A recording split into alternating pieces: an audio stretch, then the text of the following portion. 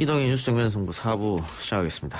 바른미래당이 창당 2년 만에 사실상 해체 수순을 밟고 있습니다. 손학규 대표의 퇴진을 요구해온 바른미래당 의원들 의원총회를 열고 비례대표 의원들에 대한 제명을 의결했습니다. 비례대표 의원들은 스스로 탈당하면 의원직을 잃게 되기 때문에 이른바 셀프 제명 형식으로 탈당을 선택한 건데요. 손학규 대표는 소위 셀프 제명은 불법이고 해당 의원들의 당적 변경은 원천 무효다라고 주장하고 있습니다. 그렇습니다만 제명된 9명의 의원 가운데 일부는 이미 안철수 전 의원의 가칭 국민의당 행을 준비하고 있죠. 그리고 또 한 분의 행보도 관심입니다. 무소속이 된 이상돈 의원 나왔습니다. 어서 오십시오. 네, 안녕하세요. 예. 네. 우리 방송 인터뷰할 때마다 제발 좀 제명해달라고 했는데 이 20대 국회 2달 남겨놓고 드디어 제명이 됐습니다. 대망의 제명을 달성했습니다. 대망의 제명. 그 의원총회에서 결정이 나는 것이죠. 당대표는 네. 반대한 거고. 그렇죠. 당대표 의지와 또는 최고위원들 의지와는 무관하게 예. 결정됐는데 17명 재적 의원 중에서 13명이 모여서 예. 9명을 그냥 무대기로 제명을 했습니다. 예. 그래서 사실 뭐 제가 법률가 입장에서 보더라도 이런 것은 아마 그 정당법이나 입법 체제에 조금 위반되는 측면도 있는 것 같습니다. 예, 예. 그리고 현재 9명이라고 말씀하시는데 사실 한 명이 줄었습니다. 제명된 사람이. 예. 그 제명 기껏 했는데 그 다음에 그 몇 시간 후에 마음이 바뀌어서 나는 제명 없던 거를 해달라고 그래서 그 제명을 철회해서 8명이 제명이 되었습니다. 그렇습니까? 그 사람이 최도자 의원입니다. 별일이 다 생겼죠. 예, 예. 최도자 의원은 다시 복귀했다 이렇게 보여지네요. 복귀인지 나도 잘 모르겠어요. 그 복귀가 제대로 된 건지 잘 모르겠어요. 예. 이렇게 되면은 지금 바른미래당 의원은 9명이 남는 겁니까? 최도자 의원까지? 네, 그렇죠. 9명이 남는 것인데 예. 그중에서 박주선, 김동철, 그다음에 주승용, 권은희 4명의 지역구 의원은 뭐 사실상 탈당을 할 것이다 이렇게 공언을 했죠. 예. 아직 실행하고 있지는 않습니다. 예. 그래서 당연히 사실상 해체 수순이다 이렇게 제가 아까 얘기하기도 했는데 근데 지금 손학규 대표는 윤리위원회의 제명 징계 의결이 없기 때문에 불법이다 이렇게 주장하고 있는데 이 법리 관계는 어떻게 되는 겁니까? 네, 우리 정당법은 의원의 제명은 당원 당규에 의한 절차 외에 의원총회의 그 과반수 의결이 필요하다고 돼 있어요. 그래서 제가 보더라도 일단은 당의 그 윤리위원회 같은 데서 절차를 거치고 의원총회에서 당원 단계 때는 3분의 1을 넘고 그 다음엔 당 의사 최고 결정 기구인 그 최고위원회 어떤 보고를 통해서 당 대표가 이렇게 추인을 해서 외부에 알려야 되는 것이 좀 맞다고 봅니다. 예. 근데 이번에는 그냥 원내대표 선에서 의결을 하고 국회 사무처에서 그런 사실을 그대로 인정을 한 것이죠. 예. 그 8명 중에 5명이 이제 국민의당이죠. 갈 것으로 보이는데. 네, 5명이 이제 국민의당 갈 것으로 예상이 되고 있습니다. 예. 실제로 갈지는 또 두고 봐야죠. 예. 네. 뭐 그래서 언론 보도에는 뭐 국민의당이 천군만마를 얻은 게 아니냐. 그럼 권은희 의원까지 해서 6명이 되기 때문에 선거 때 그 투표용지 번호를 앞쪽으로 좀 받을 수 있겠다. 네, 그렇습니다. 예. 네. 근데 과거에 안철수 의원이 비슷한 상황에서 셀프 제명 안 된다고 제명을 불허했었거든요. 네, 그렇죠. 예, 그렇게 쭉 그 주장을 해왔고 또 이제 그 정당에 대한 보조금이 의원 숫자와 관계가 있죠. 그래서 뭐 그 박주현 의원, 장정석 의원, 또 사실상 박선수 의원은 뭐 그렇게 의사표시가 없었으니까 뭐 세 사람 때문에 2년 동안에 그 바른미래당에 국민 세금이 많이 갔다고 봅니다.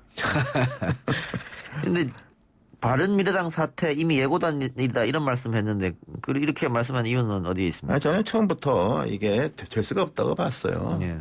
정당이라는 게 어느 정도 좀 뭐 가치랄까 어떤 문화랄까 또 사람 간의 어떤 인간관계랄까 어느 정도 상당히 공유되는 게 있어야 됩니다. 예, 예. 근데 굉장히 이질적인 집단이 세 집단이 둘도 아니고 셋입니다. 예, 예. 하나는 유승민 전 대표를 그렇죠? 위시한 예. 바른정당, 그다음에 안철수 전 대표와 또 안 대표를 따르는 비례대표 의원들 거기다가 또 독자적인 행보를 한 몇몇의 호남 다선 의원들 예.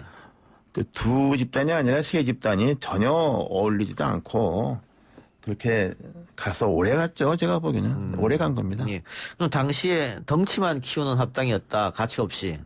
이념이나 가치 없이. 네, 그렇게도 볼 수 있고 또 각자 뭐 자기가 자기 집단이 이렇게 되면 내가 이 집단을 통해서 내가 이익을 보고 더 나아가서 이 집단을 통해서 좀 자기가 끌고 갈 수 있다. 그런 서로 어긋난 생각을 했다고 봐야죠. 예. 그 호남 3당 합당 관련해서 원래 17일 날 합당하겠다고 했는데 또 손 대표가 마지막에 틀어버렸거든요. 이 상황은 어떻게 봐야 됩니까?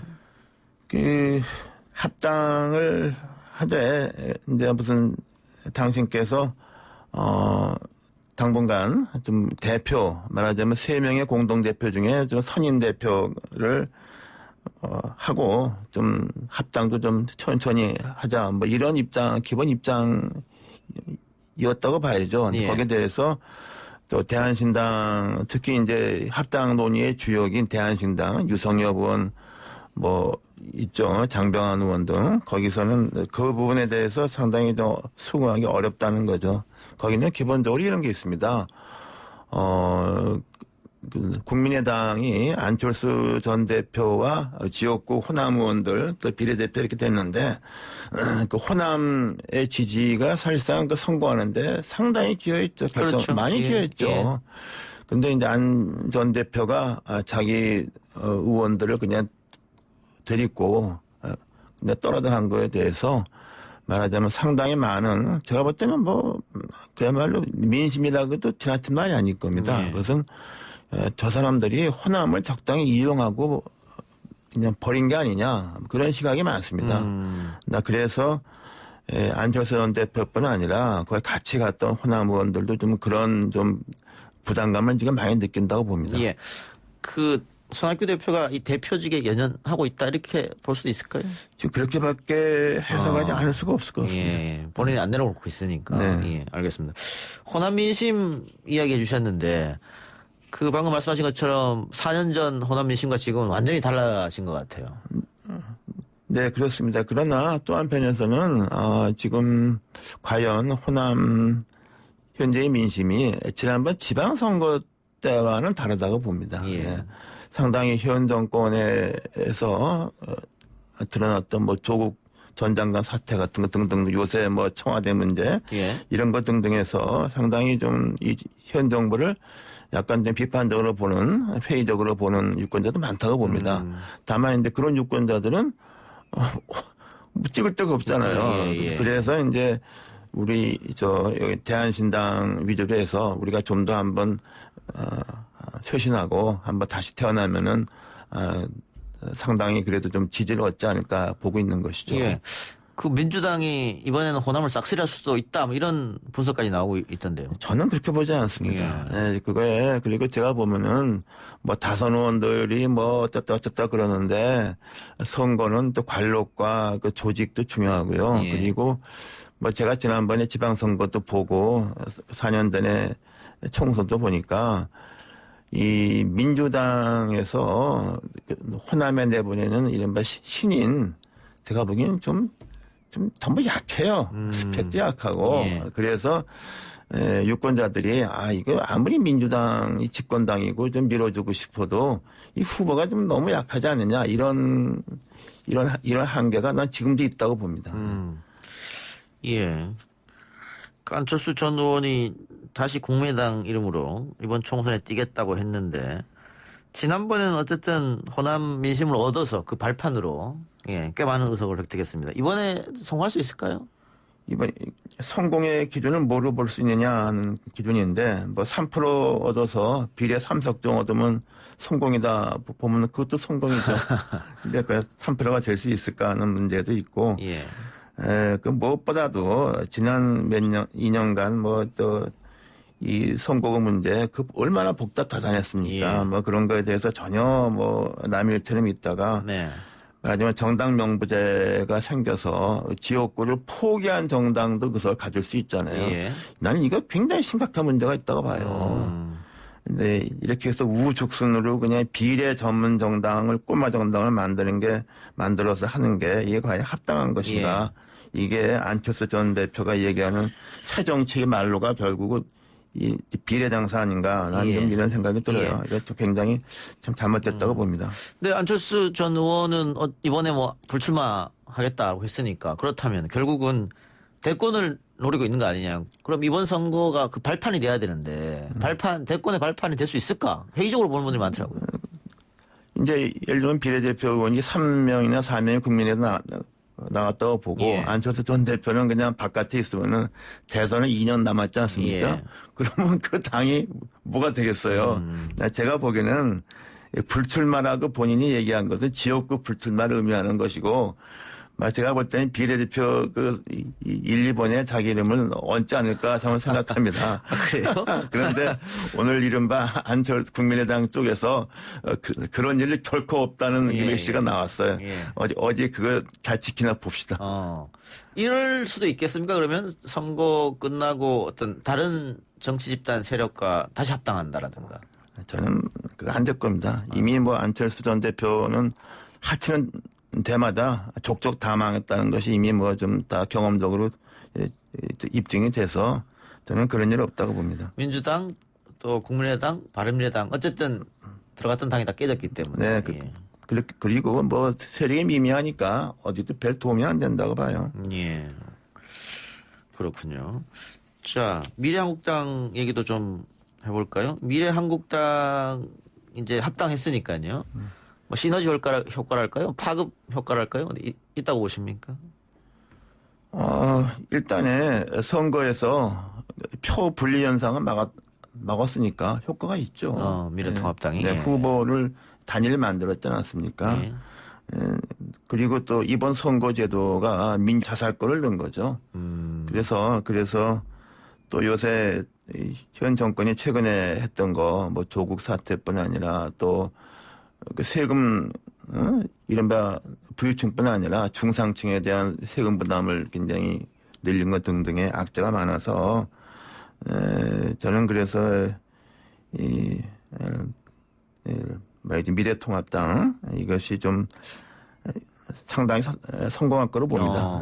그 여론 추세도 조금씩 격차가 좁혀지는 그런 모습도 보이고 그렇죠. 있는데 그 미래통합당이 아마 지금 분위기면은 그 비례대표의 후보를 내지 않고 위성정당이죠. 위성정당 하죠. 미래한국당에 몰아줄 것 같은 느낌인데. 그렇죠. 그렇게 되면 민주당으로서는 상당히 손해를 볼 수밖에 없다. 비례 의석에서. 근데 지금 민주당은 자신들은 위성정당을 만들지 않겠다고 공언을 했단 말이죠. 그 유권자들이 미래한국당에 어느 정도 의미 있는 표를 줄 거라고 보십니까? 그러니까 어떻게 보면 꼼수일 수도 있는데. 꼼수라도 전 찍을 거라고 봅니다. 그냥 뭐 일본의 지역구에서 미래통합당, 과거 한국당을 찍었던 사람들 중에 대부분은 아마 그 비례 전문 정당을 찍을 겁니다. 근데 문제는 이제 지역구에서 민주당 후보를 찍은 사람이 그 누굴 찍겠느냐? 그 정의당 다 가겠습니까? 반도 안 가죠. 그렇죠. 근데 그 나머지가 이제 그래서 이제 아무리 좀 호남 중심이지만은 좀 새로운 정당을 좀 만들어서 좀 하게 되면은 그런 유권자들의 정당 투표도 얻을 수 있지 않겠는가 하는 그런 전망을 조심스럽게 합니다. 그러면 손학규 대표 제외하고 나머지 의원들이 모여서 합당한다. 결국은 이 말씀이잖아요. 네, 합당하고 좀 이렇게 선거를 이끌어갈 수 있는 그런 좀 인물을 좀 영입하게 되면은 뭐 그런 대로 정당 투표도 좀 할 수 있지 않을 것이고 또 의원 숫자가 많기 때문에 최소한도 정의당보다 압권을 받죠.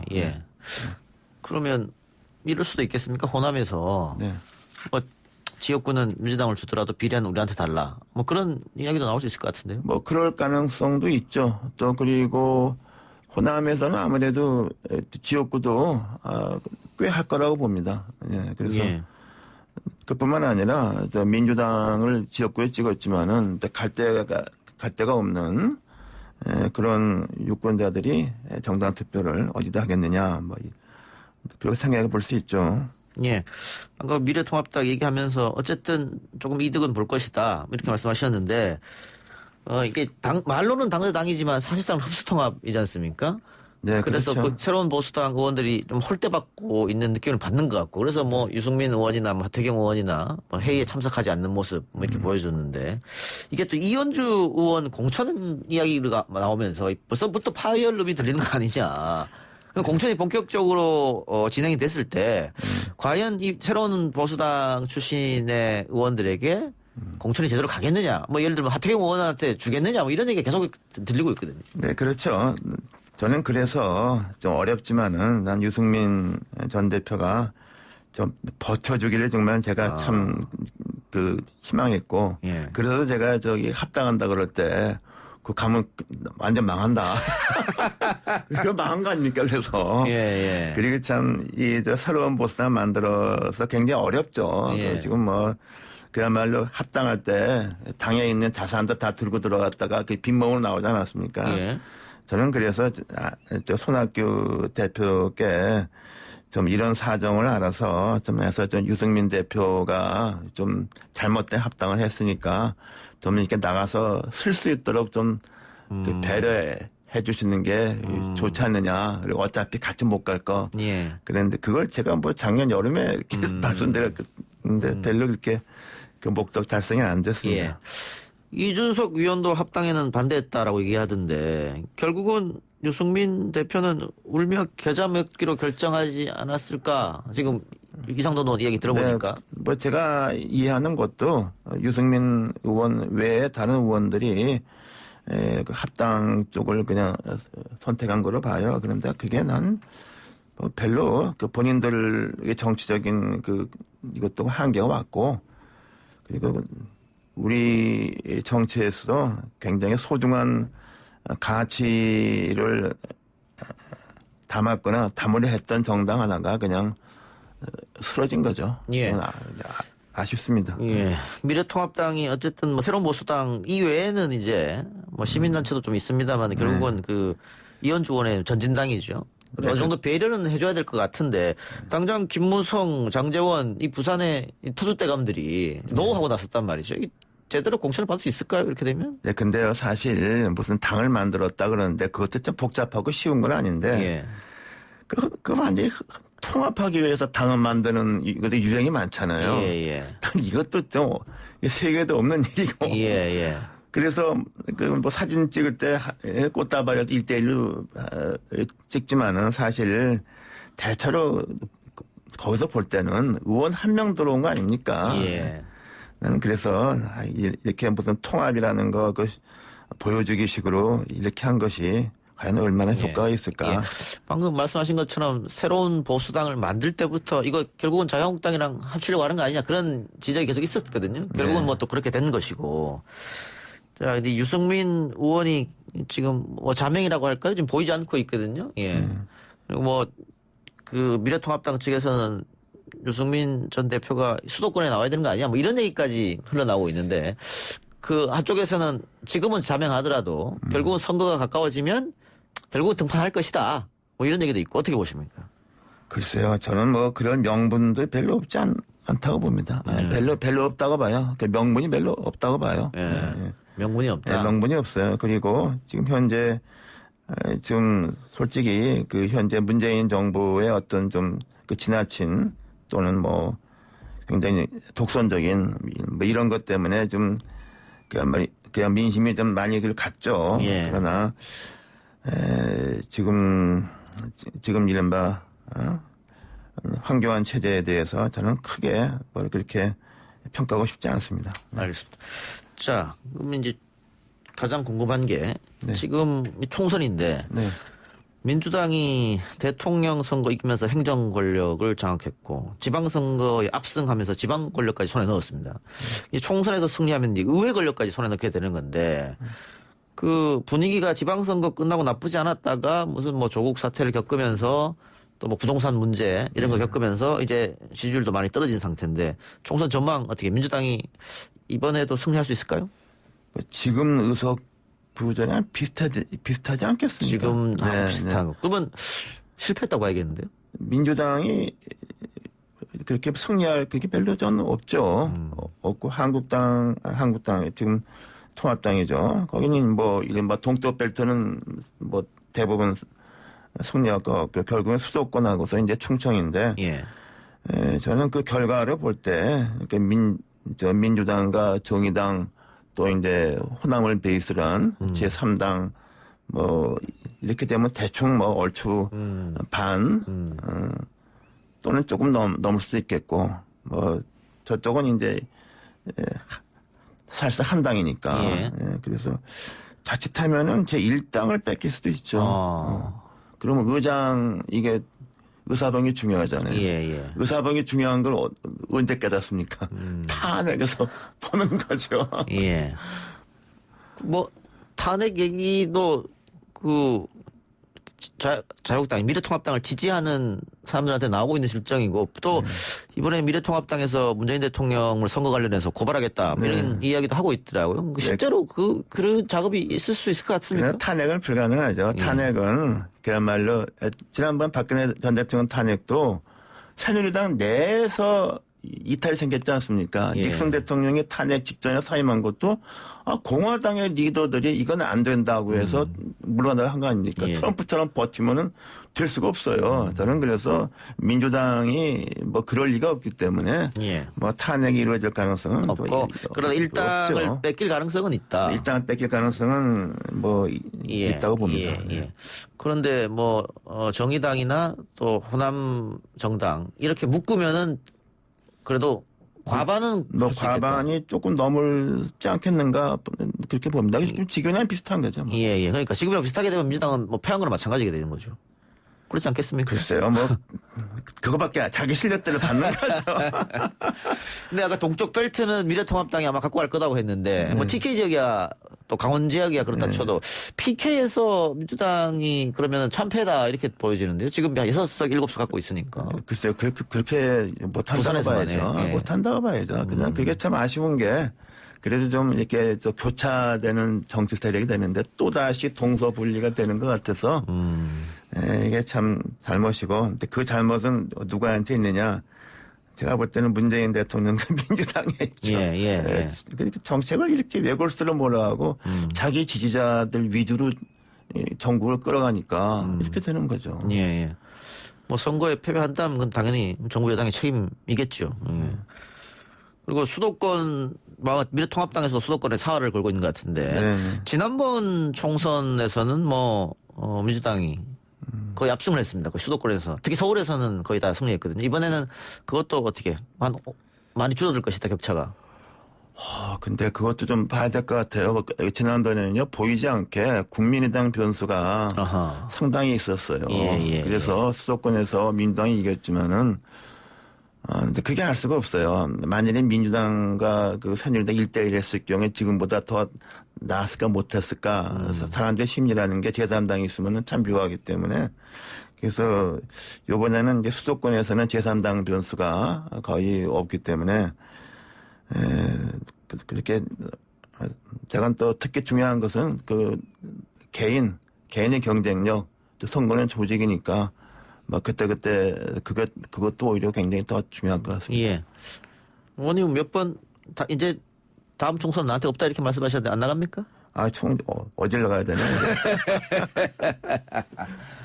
예, 국회의원은 그럼 다시 안 하십니까 이제? 이게 이렇게 뭐 뒤늦게 어떻게 할 기회가 있어서 뭐 4년간 봉사하고 뭐 제가 또 할 만큼 했다 하는 것이죠. 예. 네. 그럼 어떻게 학교로 돌아가십니까? 학교는 이미 또 정리했는데 뭘 돌아갑니까? 네. 이제 뭐 하십니까? 글쎄요. 계획. 그때 특별한 계획은 없으면 특별한 계획은 없고 예. 뭐 놀지 않을 것 같습니다. 뭐 제가 좀 뭐 칼럼 같은 거 쓸 수도 있을 것이고 예. 뭐 책을 하나 준비할 수 있을 것이고 예. 그렇죠. 뭐 방송합시다 저랑. 무슨 방송? 예, 아니 그 이제 프리하게 되면 아마 방송도 아마 러브콜이 좀 오지 않을까 뭐 그런 생각도 드는데 아직 그러면은 뭐 뚜렷한 계획은 없으시네요. 지금 네, 아직 2달 남았으니까. 네, 2달 남았고 뭐 선거 때 같은 경우는 뭐 제가 그냥 남일처럼 이렇게 손 털고 있을 수 있을지 그것도 좀 알 수 없겠어요. 또 이제 좀 저하고 인간관계를 가진 여러분들이 좀 뭐 선거 때 도와달라 그럴 수도 있겠고 네. 뭐 그런 거죠. 4년 돌아보면 어떻습니까? 짧게. 당으로 볼 것 같으면은 그 성경 말씀하고 반대로죠. 시작은 장대했대 끝은 미미했고. 예. 그리고 뭐 제 나름은 뭐 그 제가 저 하고 싶은 분야에서 환경노동위원회에서 뭐 나름대로 제 뭐 전문성 뭐 네. 지식 이런 거를 가 다른 의원들은 다르니까. 예. 그래서 뭐 제가 뭐 의미 있는 일도 좀 했다고 보고 제가 어차피 그냥 방송국에 나왔으니까 제가 무엇보다도 그 방송에 있는 그 근로자분들의 권익을 위해서 많이 했었습니다. 아, 고맙습니다. 예, 아유, 저기 우리 제작진이 박수 치고 난리 났네요. 예, 오늘 인터뷰 여기서 마무리하죠. 고맙습니다. 네.